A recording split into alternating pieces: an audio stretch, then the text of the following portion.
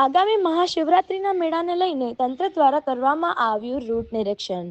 શહેરના મજેવડી દરવાજાથી લઈ ભવનાથ મંદિર સુધીના માર્ગ પર વિવિધ સુવિધાઓને લઈને કરાયું નિરીક્ષણ. જિલ્લા કલેક્ટર, મહાનગરપાલિકાના કમિશનર, જિલ્લા પોલીસ વડા સહિતના અધિકારીઓ ઉપસ્થિત રહ્યા.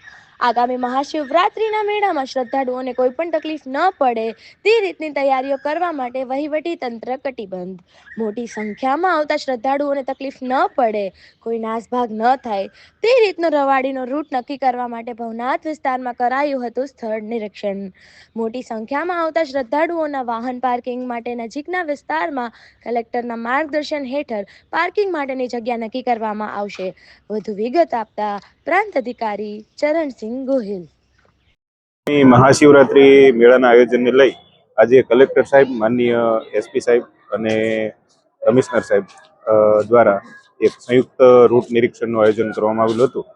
આ પ્રમાણે મજવડી ગેટથી લઈ અને સમગ્ર ભવનાથ વિસ્તાર સુધીના જે રસ્તાઓ છે એ રસ્તાઓમાં આપણે કઈ રીતે લોકો માટે સુવિધાઓ વધારી શકીએ અને સારું આયોજન કરી શકીએ એ ઉદ્દેશથી આજે રૂટ નિરીક્ષણ કરવામાં આવેલું હતું.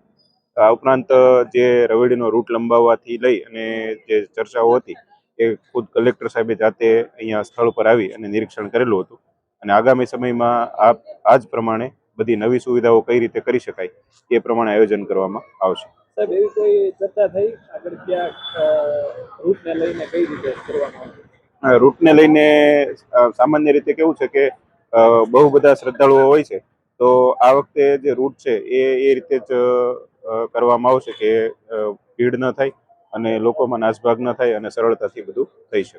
નવી વ્યવસ્થા કઈ છે? નવી વ્યવસ્થાઓમાં આગામી દિવસોમાં એ જ સર્વેલન્સ ચાલી રહ્યું છે અને વારંવાર રૂટ નિરીક્ષણ કરી અને નવી સુવિધાઓ ઊભી કરવા પ્રયાસો કરવામાં આવશે. સર, ખાસ કરીને પાર્કિંગનો મુદ્દો એ માથાનો દુખાવો બનતો હોય છે, એના માટે કોઈ વ્યવસ્થા? આ વખતે મોટી સંખ્યામાં આજુબાજુમાં પાર્કિંગો શોધી કાઢવામાં આવેલા છે અને માનનીય કલેક્ટર સાહેબના માર્ગદર્શન હેઠળ એક પાર્કિંગનો પણ પ્લાન છે એ તૈયાર કરવામાં આવી રહ્યો છે.